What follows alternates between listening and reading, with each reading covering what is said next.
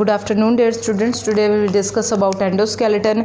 हमने hydrostatic skeleton and exoskeleton discuss किया। आज हम डिस्कस करेंगे एंडोस्केलेटन, जो आपकी बॉडी के अंदर प्रेजेंट है, जो दूसरे एनिमल्स की बॉडी के अंदर प्रेजेंट है।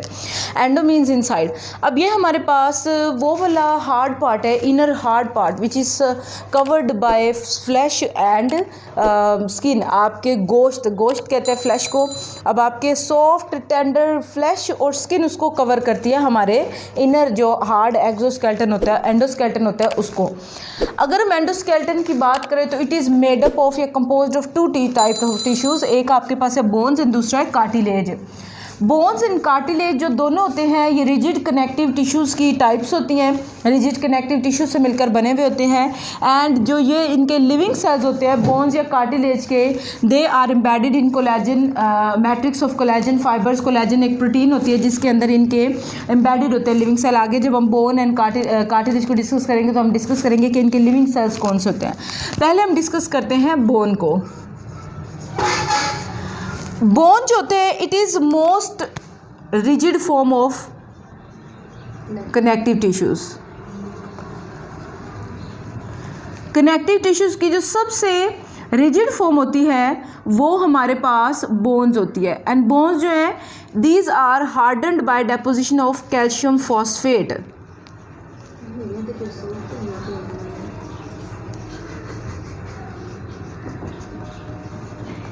कैल्शियम फॉस्फेट की डेपोजिशन से इनकी हार्डनिंग होती है। ज़ाहिर है हमारी हड्डियाँ स्ट्रॉन्ग हैं, मजबूत हैं, सो ये कैल्शियम फॉस्फेट की ही डेपोजिशन की वजह से होती हैं।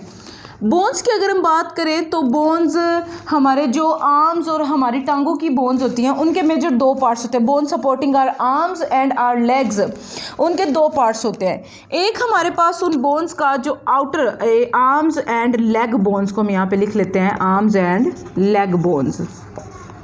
इनके दो पार्ट्स होते हैं, आउटर कॉम्पैक्ट पार्ट या compact bone and inner spongy bone. Inner spongy bone and outer compact bone. If we talk about compact bone तो ये आपके पास बाहर वाला जो हार्ड बोन होती है जो आपको सफ़ेद रंग की नज़र आती है वो होती है कॉम्पैक्ट बोन। एंड ये साइट प्रोवाइड करती है फॉर मसल अटैचमेंट। आपको पता है कि जो हड्डी बाहर से होती है उसी के साथ ही मसल्स अटैच होते हैं। सो ये हार्ड आउटर पार्ट है और ये साइट प्रोवाइड करता है मसल अटैचमेंट के लिए। मसल इसके ऊपर आके अटैच कर सकते हैं।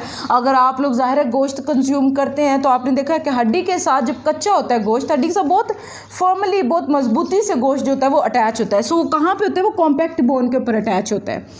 इनर स्पॉन्जी बोन की बात करें तो ये हमारे पास अंदर वाला सॉफ्ट वाला पोर्शन होता है जिसके अंदर मतलब इसके अंदर जो है वो स्पेसेस होते हैं, इंटरसेलुलर स्पेसेस इसके अंदर मौजूद होती है। And it has blood capillaries, इसके अंदर बहुत सारी blood vessels and blood capillaries मौजूद होती हैं। दैट मीन्स इसके अंदर बोन मैरो मौजूद होता है। आप लोगों ने हड्डी का वो जो पकने के बाद एक मैरून सा गूदा सा होता है, that is actually bone marrow. And पहले वो डार्क रेड इन कलर होता है जो ब्लड कैपिलरीज और वेसल्स की वजह से होता है। And that is inner spongy bone. अब जैसे ये attachment site for muscles provide करता है, जस्ट लाइक दैट इसने बोन सेल फॉर्मेशन करनी होती है क्योंकि हमारे blood cell formation, bone cell, हमारे जो ब्लड सेल्स होते हैं वो हमारी बोन मैरो के अंदर बनते होते हैं। सो यहाँ पे आपको ये जहन में रखना चाहिए कि लीवर हमारे ब्लड सेल्स को रिसाइकल करता है लेकिन वो बनाता नहीं है। बनाने का काम आपके बोन मैरो का होता है जो कि आपकी स्पॉन्जी बोन के अंदर मौजूद है। सो ये ब्लड सेल फॉर्मेशन करती है जबकि इसका काम होता है कि मसल अटैचमेंट के लिए साइट प्रोवाइड करना। हमारे पास बोन के 3 लिविंग सेल्स होते हैं, 3 टाइप के लिविंग सेल्स होते हैं बोन के अंदर। सबसे पहले आपके पास आते हैं ओस्टियोक्लास्ट, दूसरे नंबर पे आपके पास है ओस्टियोब्लास्ट एंड तीसरे नंबर पे आपके पास आते हैं ओस्टियोसाइट। ये आपके पास 3 टाइप के लिविंग बोन सेल्स होते हैं जो कोलेजन मैट्रिक्स के अंदर एम्बेडेड होते हैं, जो हमने पीछे डिस्कस किया था।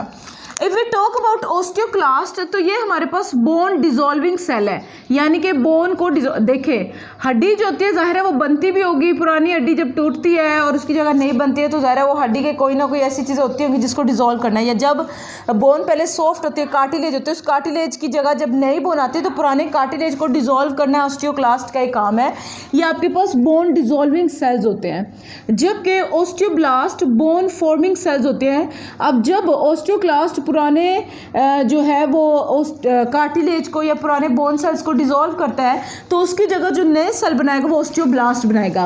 एंड ओस्टियोब्लास्ट जब बोन सेल बना दे तो उनकी मैचुरेशन हो जाए तो वो हमारे पास मेच्योर बोन सेल्स बन जाते हैं, and these mature bone cells are known as osteocyte.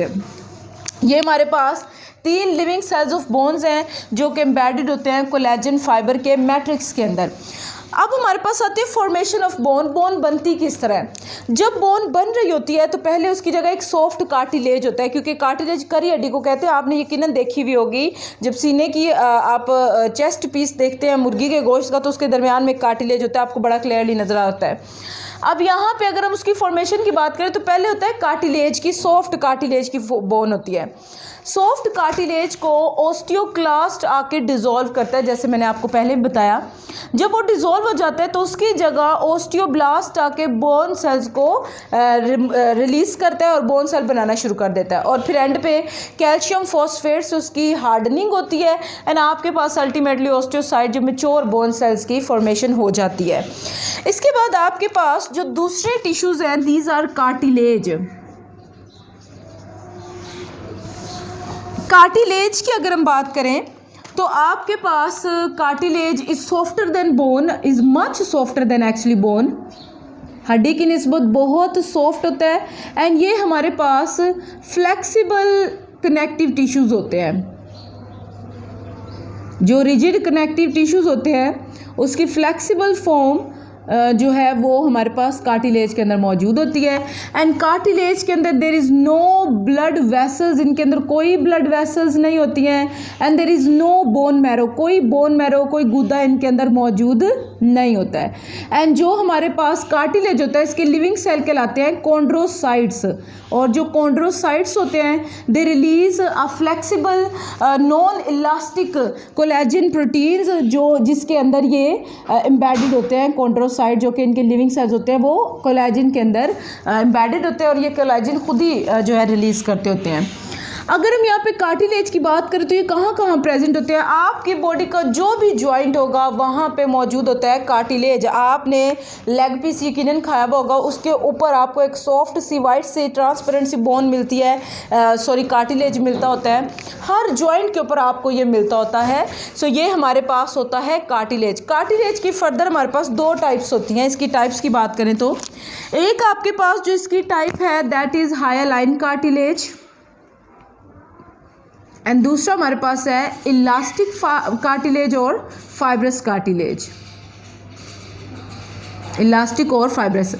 अब इलास्टिक एंड हायालाइन कार्टिलेज। हायालाइन कार्टिलेज की बात करें तो हायालाइन कार्टिलेज जो होता है ये ट्रांसपेरेंट है एंड ये मोस्ट अबंडेंट होता है। सबसे ज़्यादा पाया जाने वाला जो कार्टिलेज हमारी बॉडी के अंदर है दैट इज़ हायालाइन कार्टिलेज, जो कि आपके नोज़ के अंदर, ट्रेकिया के अंदर, लेरिक्स के अंदर जो है ये मिलता होता है।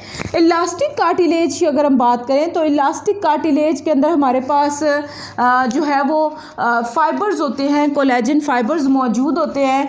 Bundles of collagen fibre elastic cartilage के अंदर होते हैं, या आपके एयर पिना वगैरह के अंदर जो है वो मौजूद होता है। सो ये हमारे पास 2 टाइप्स है।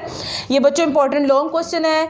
Bone cells long short question के तौर पे आता है। फॉर्मेशन ऑफ बोन शॉर्ट आता है। हायालाइन इलास्टिक कार्टिलेज शॉर्ट क्वेश्चन आता है। बोन एंड कार्टिलेज में डिफरेंस भी शॉर्ट क्वेश्चन आता होता है। सो ये आपके पास एंडोस्केलेटन जिसमें हमने बोन एंड कार्टिलेज को डिस्कस किया। अब हम थोड़े से डिस्कस कर लेते हैं फंक्शंस ऑफ स्केलेटन।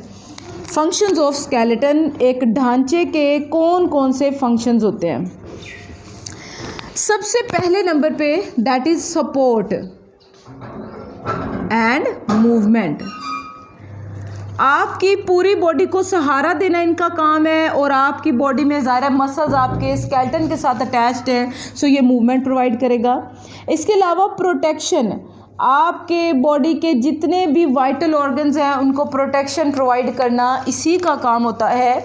अगर आप देखें तो आपका हार्ट आपकी रिब्स कवर करी होती है, आपका दिमाग, आपका क्रेनियम यानी कि आपका जो खोपड़ी है वो कवर करी होती है। सो इसलिए आपके वाइटल ऑर्गन्स को प्रोटेक्शन प्रोवाइड करनी होती है, जितने भी आपके बॉडी के वाइटल ऑर्गन्स हैं उन सबको प्रोटेक्शन प्रोवाइड करनी होती है। इसके अलावा mineral homeostasis,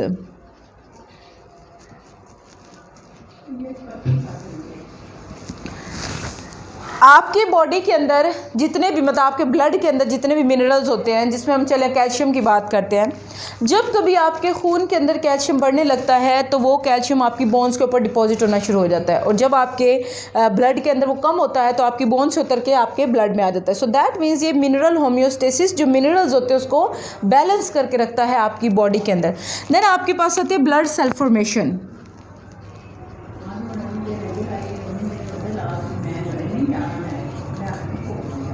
blood cell formation आपके बोन के अंदर मौजूद होता है bone marrow. So bone marrow के बारे में हमने डिस्कस किया कि वो क्या बनाते हैं, आपके ब्लड सेल्स बनाते होते हैं। सो यहाँ पे सपोर्ट प्रोवाइड करता है, मूवमेंट प्रोवाइड करता है, प्रोटेक्शन प्रोवाइड करता है, mineral homeostasis and blood cell formation कर होता है। सो ये आपके पास था functions of skeleton and this is all about today's lecture.